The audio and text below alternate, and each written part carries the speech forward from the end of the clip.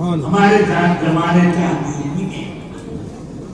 غازی پور جیل سے جیسے ہی آپ کو ضمانت ہوئی، ایک لمبے عرصے کے بعد تقریباً 6 مہینے جیل میں رہے، اور جیسے ہی ضمانت ہوئی تو باہر آ کر سیدھے آپ نے مبارک پور کا سفر کیا.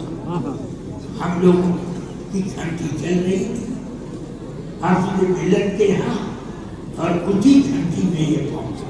سبحان اللہ. سب لوگ کھڑے ہو گئے.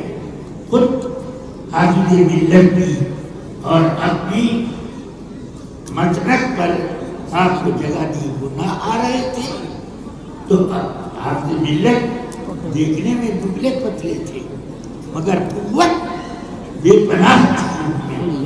اس لیے اپنی طاقت سے اپنی مسند پر لیا کر کے بیٹھا دیا. مجاہد ملت نے کچھ اپنے دل کے واقعات بیان کیے.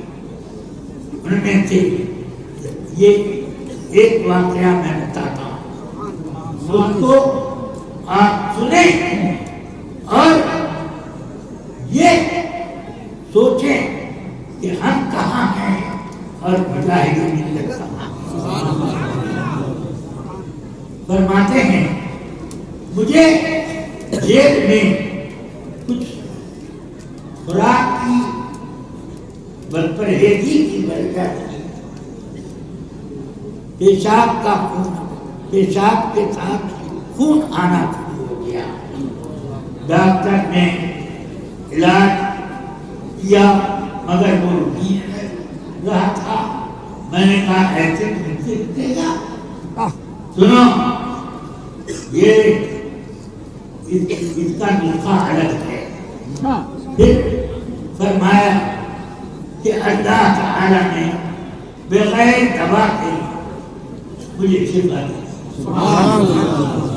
ڈاکٹر مجھے روکتا تھا کہ نماز کھڑے ہو کر اور اٹھک بیٹھک کر کے سجدہ کر کے ادا نہ کرو ورنہ مر جاؤ گے. مر جاؤں گا؟ ہاں، کیونکہ اس سے بہتر موت کیا ہوگی.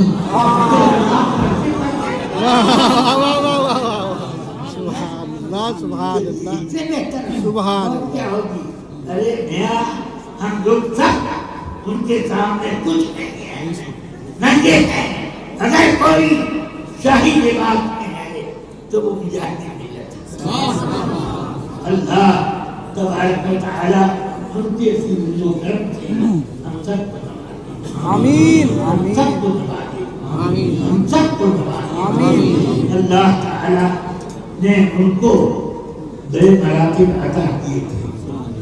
آپ صرف عرض کر لیتے ہو مگر سنو کہ ان کی سیرت کو بھی اپنانے کی کوشش کرو، ان کے راستے پر چلنے کی بھی کوشش کرو. اللہ تعالی تمہارے اوپر رحمتوں کی بارش کرے گا. میں ان بزرگوں ہی کی غلامی کر کے 93 سال کا ہو گیا. اگر کھڑے ہو کر بات کرنا ہوگا. میری عمر کے لوگ قاعدے کی بات نہیں بول پاتے.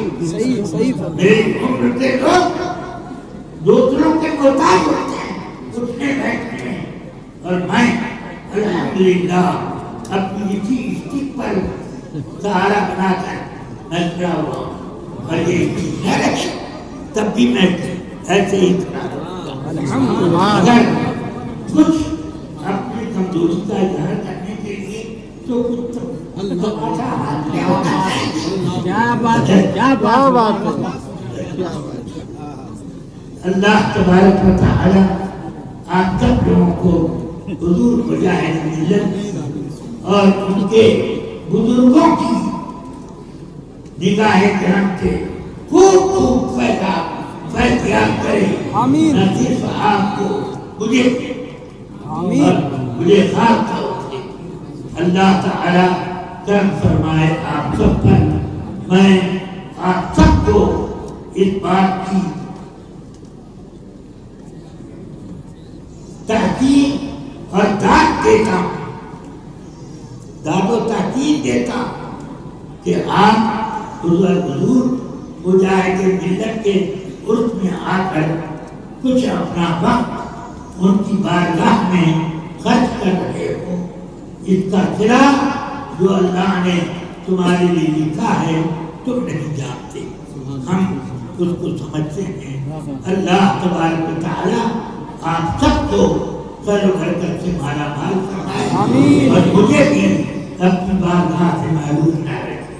تو صلی اللہ تعالی علی النبی الکریم وآلہ وصحبہ اجمعین برحمتک یا ارحم الراحمین۔